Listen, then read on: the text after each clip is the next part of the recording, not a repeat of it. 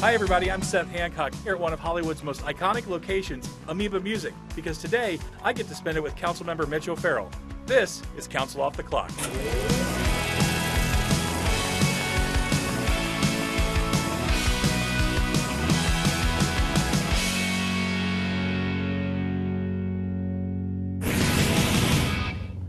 So you got your start as a dancer, right? I was a professional dancer when I was in my 20s, yes. So professional dancer means? I did touring shows. I did Broadway-style musicals. Right. Come on, babe, we're going to paint the town. And all that jazz. Yeah, that's not it. Here we go. I have been in Oklahoma. You have? I certainly have. I was an adventurous young man. I wanted to see the world and travel, and I kind of was able to do that and make a living while I was doing it. Who would everyone be surprised to know is in your music collection? Janet Jackson. Really? Mm-hmm. See, that doesn't, as a guy who was a former dancer, that doesn't surprise me. Okay, so with that said, we got kind of your background. Mm-hmm. Let's look at some music. All right, sure. I love Susie and the Banshees. Love them. Which artists really made the sound of another artist, right? Yeah. I mean, without Prince, there would not be any Bangles. I love Revolver, and the Cars are timeless. Neil Finn was just I here. loved Crowded House, and I loved Split Ends. Right. Like the Blow Monkeys, Digging Your Scene. Do you remember that song? Love that. Love the Blow Monkeys. That one has Fridays I'm in Love. Oh, that's great. Their music is so melodic. Oh, unbelievable. The melodies, you just sway, and it's so beautiful. It's kind of like walking through a rose garden on a warm spring day. It's just so lovely. I grew up listening to this from my father. I'm going to buy you some Johnny Cash. I'm going to do it right No now. kidding. I'm going to buy you some Johnny Cash right now. All right. I loved his last recording. Did you ever get into Devo at all? Whip It is a great song, and it's punk, but it's fun. Okay, so we've started making our way through the music here and talking about how music is really universal and it brings people together, different backgrounds, cultures, upbringings. You grew up in Oklahoma. You know, I didn't, but at the same time, we can always find these commonalities. And so there's a reason why I wanted to bring you and come to Amoeba with you is because I know how much this place means to you and how you fought for it. Can you talk a little bit about Amoeba and what it means to Hollywood and why you want to keep it around and it's not going the way of Tower? Amoeba is a brand that everyone supports and doesn't want to see go away. Right. There was this proposal to close Amoeba and put a development here. That was not actually what Amoeba ever wanted. Amoeba eventually will probably find a different location, but right here in Hollywood. So they're staying. That's the good thing. And I wouldn't want that any other way. Best concert you've ever seen and where? Oh my gosh, okay. I'm going to have to go with Jethro Tull in 1974 when I was 13. And my brother made me sit on my knees on the way over so I'd look taller in the car. He was so embarrassed that I accompanied him. But it was my first concert, and it was Jethro Tull. I would have never expected that from you. So what are you listening to now? If I were to go and grab and look at your music collection, what's playing on Mitch O'Farrell's music collection? Anything new wave, first wave, Depeche Mode, Echo and the Bunnymen, the Bangles and the Go-Go's, The Cure, Thompson Twins, all the way to the B-52s. I love the genre of the new wave, which included ska and reggae, and I love all of that great mix that landed in the late 70s, early 80s. So did you go see last year? Did you go to one of the 4 shows that Depeche Mode put on? I did, at the Hollywood Bowl. Incredible, right? First time I had seen Depeche Mode ever. Yeah. I was either traveling or very poor in the 80s. Yeah. I was either traveling and making money out of town for the most part, or working and couldn't afford to go to concerts. Right. So for me to see the Depeche Mode for the first time was just terrific. I was joking to my wife that I think Dave Gahan is like he's the techno Mick Jagger, like the way he was running around on stage, and right. I was waiting for like a couple of those know, right? at one point. Right. It's like, man, the guy has like the energy. He has the energy. He has that. Dave Gahan he's done some partying in his life. Oh, he's partied. Of course. And what's so funny is they're so popular and everyone knows their music so well that he can sing part of his song and then just hold the microphone out here for the rest of the song. Sure. And everyone's going to sing it for him.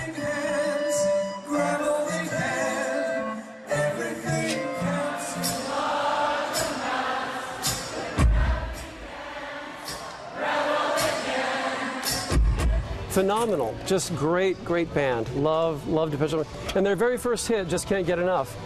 I just couldn't get enough of Just Can't Get Enough. Yeah.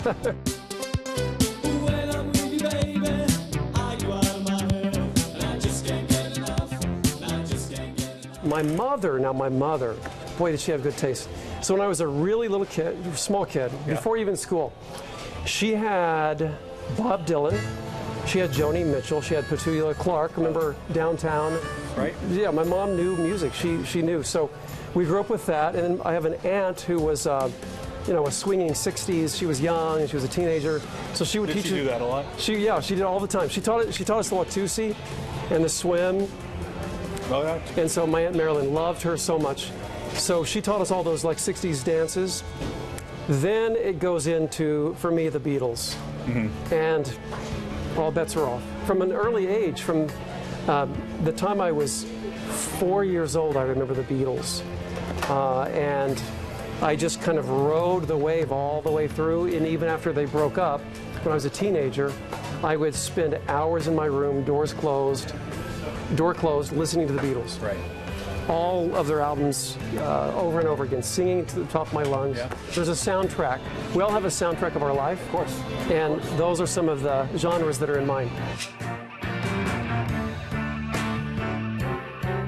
You come out here and something has to change or switch in you to make you say, okay, I want to be a politician. There was never a transition that said, I want to go from the arts to being a politician. There was a transition from, I am tired of struggling in the arts, I'm struggling to make a living at times, to I want to do something meaningful. I have this one life, what am I going to do with it? And so that led into public service. Yeah. So how can I collaborate with all of the folks who want to accomplish the same thing, and that is make our city better. So I was recently reading an article in the New York Times that talked about once you get to a certain age, you stop listening to new music. I think it was like 33, somewhere around there, 33, 35. Really? That's, statistics have that didn't shown. happen to me. And I was going to say, At all. Are you still listening to music? Are you still discovering like new bands or things that you thought maybe you didn't like that you like now? I'm definitely open-minded because even in hindsight and retrospect, I really appreciate bands like Nirvana. Mm-hmm. I remember when they first came out, I was like, what is this?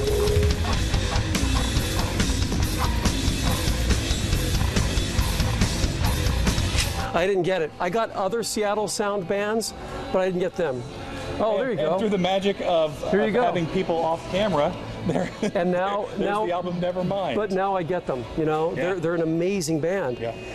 I love new music. I love 27 Pilots. Like I can't even tell you. Really, 27 Pilots. I think they're amazing. T1 Pilots. I can't imagine not being open to new sounds and new music. Right, absolutely. I think that's what living is all about. You know what does change with age is there's so many new bands all the time, you can't keep up as well as you used to be able to. First album you ever bought? The first album I ever bought. I believe it was Paul Simon, Kodachrome. Nice. So you are an openly gay man. Mm-hmm. Has that factored into your life as a politician? Very much so. Yeah? I'm very strong. I have thick skin. I'm scrappy. And growing up in Oklahoma, I knew when I was a teenager in the early years that I had a big problem, that I was attracted to men, and I was, probably 13 or 14. And I had the resolve even then to realize that I had to survive. Yeah. That I was going to survive, that I still had a life worth living, no matter what anyone said or did or told me, and that I was going to make the most of it, and I wasn't going to let anyone ever stop me from reaching my full potential. At the same time, I was raised really well by my parents, God love them. They taught me to be a gentleman, to be courteous, to be respectful. Right. And I think that when I ran for the seat for the first time 6 years ago, a lot of people misunderstood that as pushover. Right. They learned pretty quickly that I can be scrappy and Right. I know how to bite back when pressed against the wall. So I don't take kindly to bullying. Right. And I never have and I never will. So what does your partner think of all of this? When you go home at the end of the day and you're relaxing and you're talking about everything that you've gone through, what is your partner saying about all of this? Is he right there with you? Yeah. And yeah? Wants to know how everything went, if I need to get anything off my chest, or and then we just move on and we'll just focus on laughing, focusing on getting our mind off of things. You think much more clearly when you take a break from intense thinking. Sure. And so we do that as much as possible, and we laugh as much as possible. If there's nothing else lying around, I'll watch a rerun of Modern Family, just to have a chuckle, you know? So I come from a very irreverent background. Yeah. Even though I come across as very serious-minded, irreverence is kind of where it's at with me. And Something tells me you can be pretty playful. yeah, oh, I can be. Says, yeah. Playful and feisty. Yeah, the greatest frontman of all time. Bryan Ferry. Really? Yes. Not Freddie Mercury. No, Bryan Ferry, for his, I know he's a soloist, but also his own band. Okay. He has everything. He's got everything.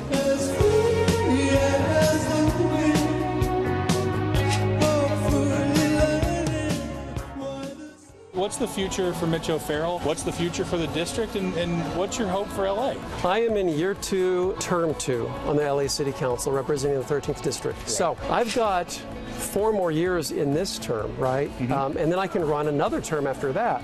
So I'm kind of in the middle of my tenure, if you will. Whether I run for another term or not, I'm in the middle. And it's a great place to be. And honestly, there is nothing else. There is no sort of next occupying any space in my mind whatsoever. For the 13th District, that's where we're super focused. We're about to engage in the Silver Lake Master Plan, the Silver Lake Reservoir Complex Master Plan. So we're going to re-envision what that's going to be like into the future. We have streetscapes that are wrapping up, more planned, and some very exciting announcements coming up about affordable housing by the hundreds and hundreds of units. So we've been working on all this since I've been in office anyway. Okay. We're about to start our bridge housing project for homeless here in Hollywood. We have moved through committee, thanks to Mr.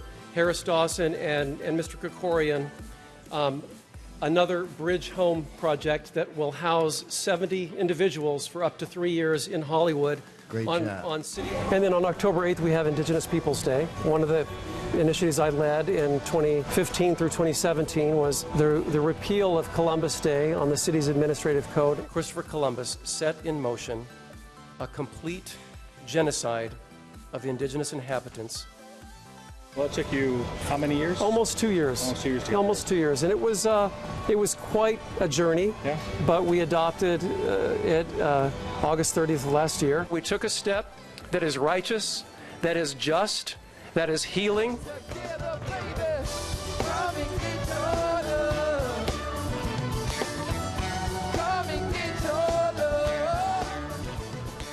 So do you play any instruments or anything? No. No. I don't. Okay. The only thing I've ever done is sing a little bit. Yeah? If I had one regret in life, it would be that I didn't sit down and learn to play an instrument. Probably rhythm guitar. I was going to ask, what if you had to choose that one instrument that you could pick, what would it be? Rhythm guitar. Rhythm guitar? Because I'd be on my feet, which I love. I could move and play the guitar at the same time, and maybe sing a little bit too. Right on. That I regret.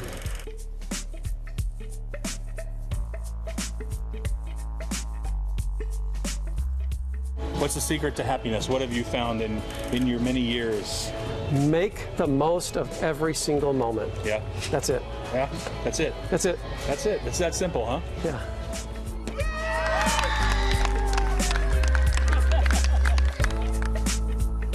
I love what I do because I love connecting with people. Politics is people. And so it fortifies me. It fortifies me, it gives me more resolve. It removes the abstract entirely because it's the human-to-human touch.